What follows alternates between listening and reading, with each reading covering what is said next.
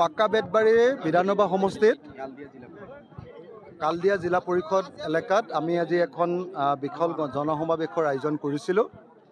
আমাৰ এই গোটেই জনসমাৱেশখনৰ প্ৰধান উদ্দেশ্যটো হ'ল 2026 চনৰ বিধানসভা নিৰ্বাচনত আমি বিজেপি আৰু AIDFক অসমৰ মাটিৰ পৰা উৎখাত কৰা। 26 অক্টোবৰ 2024 তাৰিখৰ পৰা মই এতিয়া পৰ্যন্ত ঘৰলৈ নোযোৱাকৈ, ঘৰত জিৰণি নোলোৱাকৈ, ঘৰলৈ গৈছোঁ, ঘৰত জিৰণি নোলোৱাকৈ মই একেৰাহে অসমৰ প্ৰত্যেকখন গাঁও, প্ৰত্যেকখন নগৰ, প্ৰত্যেকখন জিলা, প্ৰত্যেকটো সমষ্টিলৈ যাবলৈ চেষ্টা কৰিছোঁ। উজনিৰ পৰা নামনিলৈকে, বৰাকৰ পৰা পাহাৰলৈকে অসমৰ প্ৰত্যেকটো জনগোষ্ঠীৰ মানুহৰ ওচৰলৈ যাবলৈ চেষ্টা কৰিছোঁ, যাতে আমি সকলোৱে মিলি 2026ত বিজেপিক আৰু AIDFক পৰাভূত কৰিব পাৰোঁ।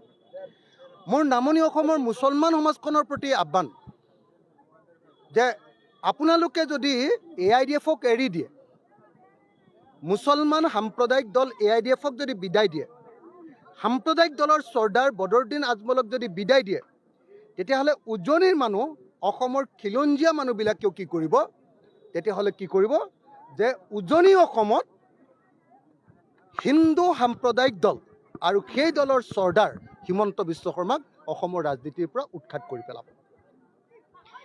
নামনি অসমত যেতিয়া বদৰুদ্দিন আজমল ডাঙৰীয়াই কৈ দিয়ে যে এইবাৰ AIDFৰ চৰকাৰ হ'ব, লুঙি আৰু টুপিৰ চৰকাৰ হ'ব, তেতিয়া লগে লগে হিমন্ত বিশ্ব শৰ্মাৰ সৈতে হাল্লা কৰি দিয়ে।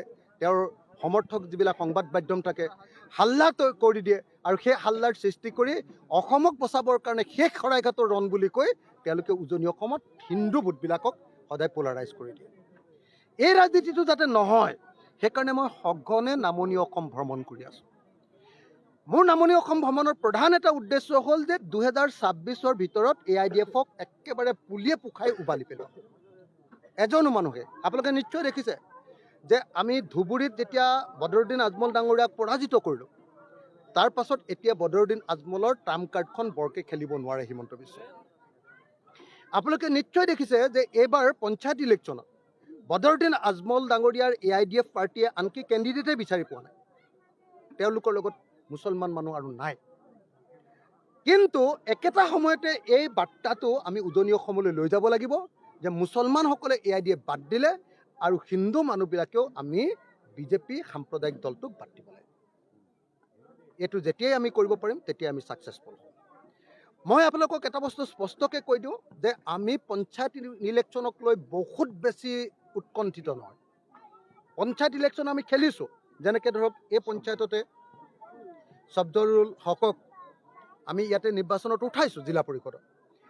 তেওঁক জিকাবৰ কাৰণে আজি সকলো ৰাইজক মই অনুৰোধ জনাইছোঁ, তেওঁ নিশ্চয় জিকিব বুলি আশা প্ৰকাশ কৰিছোঁ। কিন্তু মই আপোনালোকক এটাই কথা কওঁ যে পঞ্চায়ত ইলেকশ্যনত যদি আমি বহুততো জিকোঁ, তাৰ পাছতো আমি বিজেপিক হৰুৱাব নোৱাৰোঁ। 2026ত বিজেপিক হৰুৱাব নোৱাৰোঁ, যদিহে 2026ত তেওঁলোকক আমি খেদিব নোৱাৰোঁ। সেইকাৰণে বিজেপিৰ পৰা পৰিত্ৰাণ পাবৰ কাৰণে 2026ত পঞ্চায়ত নিৰ্বাচনক কেনেকৈ আমি ব্যৱহাৰ কৰিব পাৰোঁ, পঞ্চায়ত নিৰ্বাচনক লগত লৈ আমি 2026ৰ ৰাজনীতি কেনেকৈ আগবঢ়াই লৈ যাব পাৰোঁ, এইটো হ'ল মোৰ গোটেই ষ্ট্ৰেটেজিৰ, আমাৰ ৰাইজৰ দলৰ ষ্ট্ৰেটেজিৰ এইটো হ'ল মূল অংক। সেইকাৰণে মই বাৰম্বাৰ কংগ্ৰেছ দলক আহ্বান জনাই আহিছোঁ। আপোনালোকে দেখিছে যোৱা 7 দিন ধৰি মই একেৰাহে কংগ্ৰেছ দলক কৈ আহিছোঁ যে কংগ্ৰেছে বিজেপিয়ে যেনেকৈ AGPৰ লগত, বিজেপিয়ে যেনেকৈ গণশক্তিৰ লগত, বিজেপিয়ে যেনেকৈ ৰাভা হাছঙৰ সংগ্ৰামী ঐক্যমঞ্চৰ লগত যেনেকৈ ঐক্যবদ্ধ হৈছে, ঠিক তেনেকৈ কংগ্ৰেছেও ৰাইজৰ দল, অসম জাতীয় পৰিষদ, CPI, CPM, CPIML সকলো দলৰ লগত মুকলিকৈ এইবাৰ পঞ্চায়ত নিৰ্বাচনত ঐক্যবদ্ধ হ'ব লাগে। পঞ্চায়ত নিৰ্বাচনত ঐক্যবদ্ধ হৈ ৰিজাল্ট যিয়ে নাপাওঁ লাগিলে গ্ৰাছৰুটলৈকে আমাৰ বিৰোধী পক্ষৰ সকলো দলৰ কৰ্মীবিলাকৰ মাজত তেতিয়া আমাৰ একতাটো বৃদ্ধি হৈ যাব। গ্ৰাছৰুটেড হৈ যাব আমাৰ একতা, আৰু তেতিয়া আমি 2026ত অনায়াসে বিজেপিক হৰুৱাব পাৰিম। মানুহ কিন্তু ৰৈ আছে বিজেপিক হৰুৱাবলৈ, কিন্তু আমি বিৰোধী দলবিলাকে সেই পৰিৱেশটো দিব পৰা নাই। সেইকাৰণে সেই পৰিৱেশটো দিবৰ কাৰণে মই কংগ্ৰেছক আহ্বান জনাইছোঁ, আৰু কংগ্ৰেছে যাতে ভুল নকৰে। যেনেকৈ উপ নিৰ্বাচনবিলাক অকলে খেলিলে, যেনেকৈ আপোনাৰ লোকসভা নিৰ্বাচনত মাত্ৰ এখন আসন এৰি দি 13খন আসনেই অকলে খেলিলে, আগৰ উপনিৰ্বাচনটো 2021 উপনিৰ্বাচনটোতো 3খন আসন অকলে খেলি দিলে, তাৰ পাছৰ উপনিৰ্বাচনটোত 5খন আসন অকলে খেলি দিলে। এইবাৰ যাতে ভুল নকৰে, এইবাৰ যাতে আমি সকলোৱে মিলি খেলোঁ। বাৰম্বাৰ কৈছোঁ, আমাৰ দলে বেছি নেখেলোঁ, গোটেই জিলাখনত এটাও জিলা পৰিষদ দিলেও আমি মানি ল'ম।